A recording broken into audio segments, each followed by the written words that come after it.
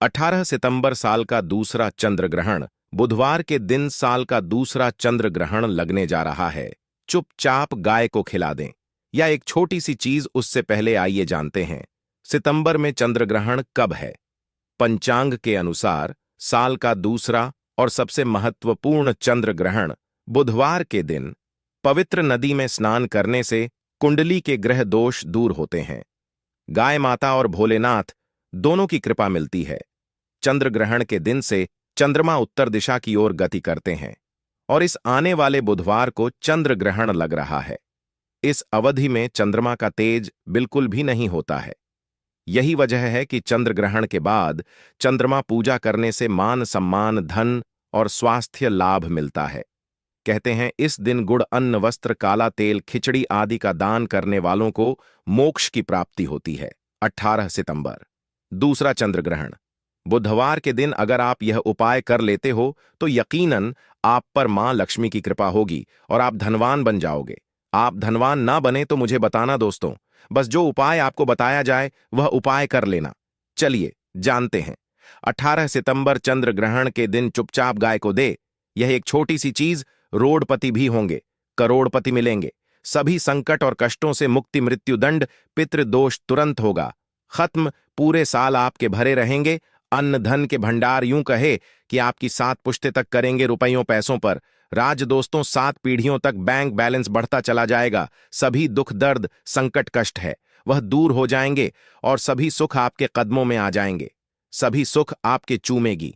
यदि आप यह एक छोटी और खास चीज चुपचाप गाय को खिला देते हैं तो तत्काल गरीबी आपके जीवन से खत्म हो जा, यूं कहे व्यक्ति रंग से राजा बन जाता है और 3 कोटि देवी देवताओं को धारण करने वाली गौ माता की भी कृपा मानव पर आजीवन बरसती है। मानव के घर में कभी भी अन्न, धन, वस्त्र कमी नहीं होती है। धन के भंडार मानव के घर में भरे रहते हैं। मानव के जीवन से गरीबी खत्म हो जाती है। तो दोस्तों, कौन कौन से वे गाय से जुड़े खास और महत्वपूर्ण उपाय हैं जिन्हें यदि आप 18 सितंबर चंद्र ग्रहण के दिन कर लेते हैं तो दोस्तों यकीन मानिए आपके घर में अन्न धन के भंडार सदैव भरे रहेंगे। जो भी जीवन दुख, दर्द, संकट, कष्ट है वह सभी दूर हो जाएंगे। इस वीडियो में हम आपको उसी एक खास और महत्वपूर्ण चीज के बारे में बताएंगे, क्योंकि आपको इस चंद्र ग्रहण के दिन गाय को जरूर लानी है। तो दोस्तों, अपने फायदे के लिए पूरा वीडियो देखना। यदि आज की इस वीडियो को अपने बीच बीच में से देखा, काट काट कर देखा, तो यकीन मानिए जीवन में आपको कभी सफलता हासिल भी नहीं होगी, क्योंकि इस वीडियो में आपको कुछ ऐसे उपाय गाय से जुड़े बताने वाले हैं जिन्हें करने से आपके जीवन के जो भी दुख, दर्द, संकट है या कामयाबी होने में कोई बाधाएं आ रही हैं, सभी से छुटकारा मिलने वाला है। यूं कहे कि आपके जीवन में अपार मन, सुख, संपत्ति की प्राप्ति हो जाएगी। कभी भी धन से संबंधित परेशानी नहीं रहेगी। आर्थिक स्थिति आपकी प्रबल हो जाएगी। धन प्राप्ति के योग बन जाएंगे और जीवन में सदैव अन्न धन के भंडार आपके घर में भरे रहेंगे। अन्न धन वस्त्र कभी कमी नहीं होगी आपके घर में। तो दोस्तों, आज का वीडियो पूरा देखकर जाना यदि आप चाहते हैं आपके और आपके परिवार पर सदैव गौ माता की कृपा से, आपके पितरों की कृपा से, देवी देवताओं की कृपा से। तो दोस्तों, वीडियो को पूरा देखकर जाना, बहुत ही फायदेमंद वीडियो है। पूरे 100 सालों के बाद ऐसे दुर्लभ संयोग में है, तो पूरा वीडियो देखकर जाना। यदि आप लाभ हासिल करना चाहते हैं और 7 पीढ़ियों तक कभी कोई किसी तरह की कमी ना हो, यह फल चाहते हैं, तो वीडियो को पूरा देख के जाना। बहुत ही लाभप्रद वीडियो है आपके लिए। दोस्तों, वीडियो को आगे शुरू करें उससे पहले आपसे रिक्वेस्ट करते हैं, वीडियो को लाइक कर देना और कमेंट बॉक्स में सच्चे दिल से जय गौ माता जरूर लिख देना, जिससे माता की कृपा आपके और आपके परिवार के ऊपर सदैव बरसती रहे। और ज्यादा से ज्यादा वीडियो को शेयर जरूर करना ताकि और लोग भी इस वीडियो के माध्यम से लाभ हासिल कर सके। इन उपायों को करने से अपने जीवन में सदैव धन, सुख, संपत्ति की प्राप्ति कर सके। तो शेयर करना ना भूले इस वीडियो को, जिससे और लोगों का भी भला हो। आपको बता दें, इस दिन तीर्थ स्नान करना बहुत ही फलदायी गया है। यदि कहीं तीर्थ स्थान पर पवित्र नदी में स्नान करना संभव ना हो तो आप क्या करें, घर पर ही नहाने वाले पानी में गंगा जल की कुछ बूंदें डालकर स्नान कर लें। और साथ ही साथ यदि आप स्नान आदि से निवृत्त हो जाएं, सर्वप्रथम तो अपने घर के पूजा स्थान को साफ कर वहां पूजा पाठ करें। आप और पितरों के निमित्त तर्पण पिंड दांत तो आपसे बने, अन्न धन वस्त्र दान जरूर करें, और इस एल चंद्र ग्रहण के दिन दान करने से सभी मनोकामनाएं पूर्ण हो जाती हैं। चंद्र ग्रहण के दिन विशेषकर पूर्वजों की पूजन के लिए बहुत ही शुभ फलदायी समझा गया है। इस पूर्णिमा के दिन दान करने से पूर्वजों की आत्मा को शांति मिलती है और उनको मोक्ष मिलता है। और आपको बता दे इस बार, जो इस दिन पूजा के साथ साथ हनुमान जी मंगल देवता और भगवान भोलेनाथ की भी पूजा जरूर करनी चाहिए। आपको बता दें कि इस दिन यदि आप भगवान भोलेनाथ की पूजा करते हैं तो ग्रह जनित दोष भी दूर हो जाता है, मानव के जीवन में धन सुख संपत्ति की प्राप्ति हो जाती है, समस्त मनोकामना मानव की पूर्ण हो जाती है। और दोस्तों, साथ ही साथ अब बात करें आपको उस दिन, मतलब यह जो चंद्र ग्रहण के दिन है, इस दिन आपको एक उपाय तो जरूर करना है। गाय का उपाय बताने से पहले एक उपाय आपको बता दें, उपाय को जरूर करें। क्या करें कि चंद्र ग्रहण के शाम के समय पीपल के पेड़ के नीचे आपको सरसों का चौमुखी दीपक, आटे का दीपक बनाना है चौमुखी, उसमें आपको कलावे की बाती लगाकर सरसों के तेल का दीपक जला देना है और बीच में 2 साबुत फूल वाले लौंग भी डाल दें। फिर देखिए कैसे चमत्कार आपके जीवन में होता है। शाम के समय जलाकर उसे छोड़े मनोकामना मांगकर। दोस्तों, 21 दिनों के अंदर आपकी वह मनोकामना पूर्ण ना हो जाए, हमें बता देना। बहुत ही प्रभावशाली उपाय बताया मैंने आपको, बहुत ही दुर्लभ से दुर्लभ है। इस बार नए वर्ष को उपाय को जरूर करें। यह उपाय जो है बहुत ही आपको लाभ देगा। और अब बात करें गाय से जुड़े कौन कौन से उपाय आपको इस दिन, मतलब गाय से जुड़े उपाय जिन्हें करने से मानव को 7 पीढ़ियों तक बैंक बैलेंस की कमी नहीं होती, दुख दर्द संकट कष्ट दूर हो जाते हैं और सभी सुख मानव के कदमों में आ जाते हैं। कदम है सभी सुख और घर में अनंत धन के भंडार सदैव भरे रहते हैं, कोई कमी नहीं होती। किसी तरह कौन कौन से उपाय ध्यान से सुनना, जिस तरह बताए उसी तरह इन उपायों को आपको करना है। तो चलिए शुरू करते हैं। कौन कौन से गाय से जुड़े उपाय हैं, प्रभावशाली चमत्कारिक उपाय है जो कि आपकी किस्मत को चमक देंगे। इस पूर्णिमा से आपको लाभ शुरू करते हैं। दोस्तों, सनातन परंपरा में गाय, गंगा और गायत्री का बहुत ज्यादा धार्मिक महत्व है। मान्यता है गौ माता के शरीर पर 33 कोटि देवी देवताओं का वास होता है। गौ माता की पूजा करने वाले जातक पर इन सभी देवी देवताओं की कृपा बरसती है। गौ सेवा से न सिर्फ इस जन्म के बल्कि पूर्व के भी दोष दूर हो जाते हैं। गाय से हासिल पंचगव्य का उपयोग जरूर शामिल करें, क्योंकि पंचम गव्य के बिना कोई भी पूजा पाठ और हवन सफल नहीं होता।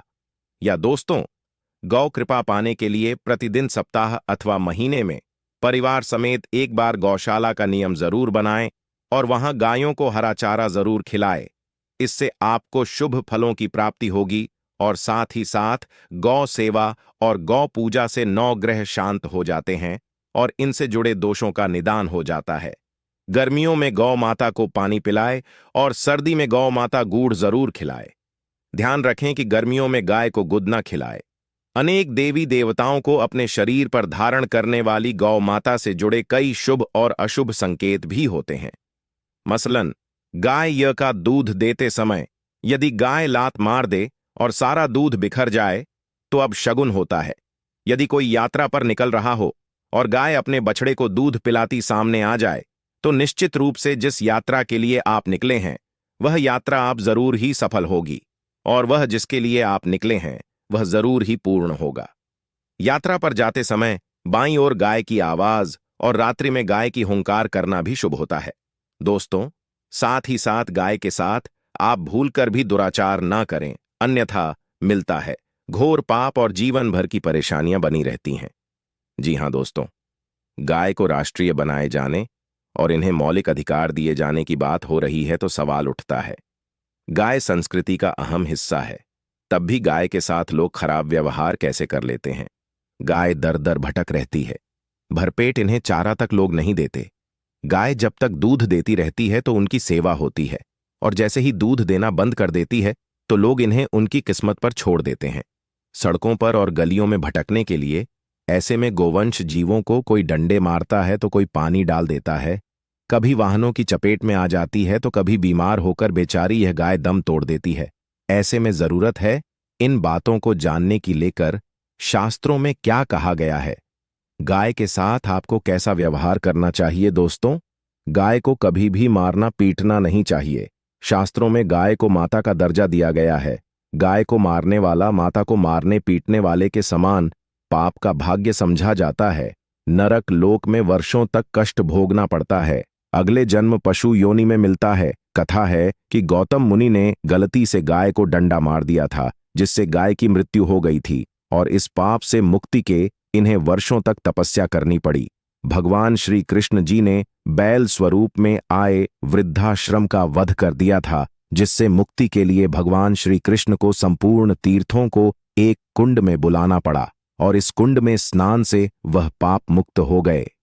दोस्तों, साथ ही साथ पानी पी रही गाय को गाते हैं, वे घोर पाप के भागी बनकर नरक भोगते हैं, ऐसा पुराणों में बताया गया है। जबकि जो लोग गाय के लिए प्याऊ चार बनवाते हैं वह महाभाग्यवान होते हैं।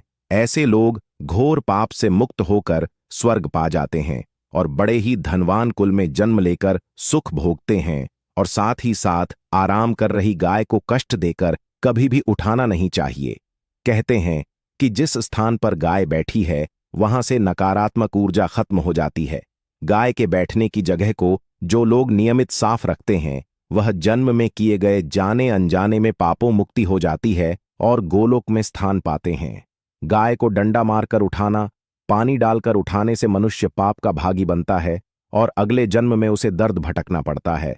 और साथ ही साथ शास्त्रों में बताया गया है कि गाय का दूध उसके बछड़े के लिए होता है।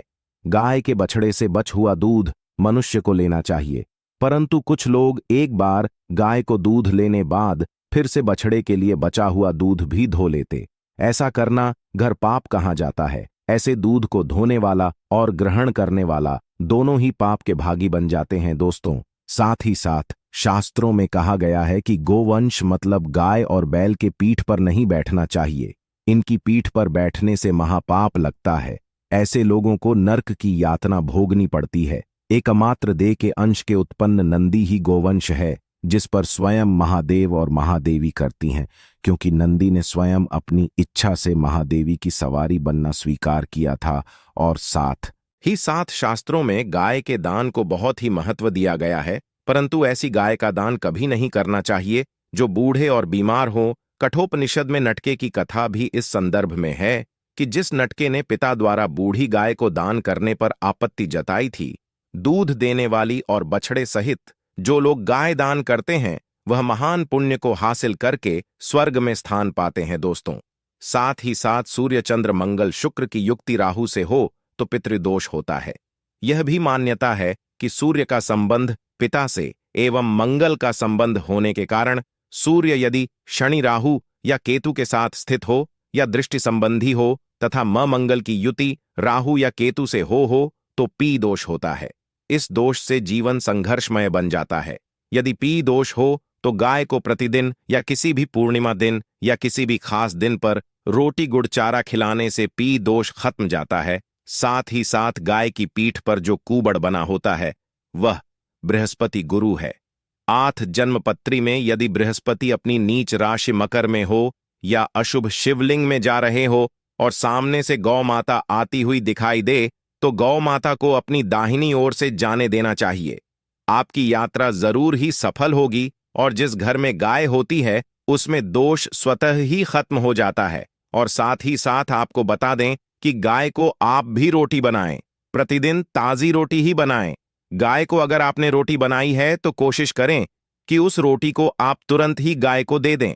अगर आप उस रोटी को रख देंगे और उस रोटी को अगले दिन दे देंगे तो वह रोटी बासी मानी जाएगी। गाय को कभी भी बासी रोटी ना दें, इससे घर में नकारात्मक ऊर्जा वास करती है और जो भी काम आपके बनने वाले होंगे वह काम भी आप बिल्कुल भी नहीं बनेंगे। इससे आपके घर में हमेशा दर्द देवता का वास रहेगा और आप जिस भी काम उस काम में आपको हमेशा असफलता ही हाथ लगेगी। इसीलिए कोशिश करें गाय को रोजाना ताजी रोटी बनाकर खिलाएं और रोटी को बिल्कुल ना रखें। बासी रोटी गाय को ना दें और साथ ही साथ सड़ी गली चीजें गाय को नहीं खिलानी चाहिए। घर में कोई फल है, कोई सब्जी है, सड़ जाए तो लोग क्या करते हैं, गाय को देते हैं नहीं, ऐसा चाहिए ऐसा करने से यदि आप गाय को खिलाते हैं तो और आप पाप के भागी बन जाते हैं। आप बिल्कुल सड़ी गली चीजें गाय को ना खिलाएं और साथ ही साथ इस खास पूर्णिमा पर आटे की 5 लोहे बनाकर उनके ऊपर हल्दी लगाएं, इसके बाद को खिलाएं। हर एक लोहे को खिलाते समय गाय के सींग पर आप हाथ फेर, पीठ पर हाथ फेरें, मस्तक पर हाथ फेरें, माता गाय के अब चरणों का स्पर्श करें। दोस्तों, ऐसा करने से आपके समस्त काम बनने लगेंगे। जो दुख का समय चल रहा भी खत्म होगा। आपके जीवन में खुशियां ही खुशियां होंगी और एक बार पूर्णिमा पर आप 11 बार गाय की परिक्रमा भी कर लें तो आपके समस्त काम होंगे। और पूर्णिमा पर साथ ही साथ आप गाय को जब भी रोटी दे, रोटी पर या तो आप थोड़ी हल्दी लगा लें या थोड़ा गुड़ रख लें। अगर गुड़ ना हो तो आप थोड़ा घी रख सकते हैं। दोस्तों, गाय को कभी भी सूखी रोटी ना खिलाएं। सूखी का मतलब गाय को रोटी खिलाएं, उस पर कुछ ना कुछ रखकर खिलाएं। हल्दी ले, गुड़ रख ले, मिश्र घी या जो भी रख ले, मतलब खाली नहीं खिलानी है। इतना करने मात्र से आपके जीवन के सभी दुख दर्द समाप्त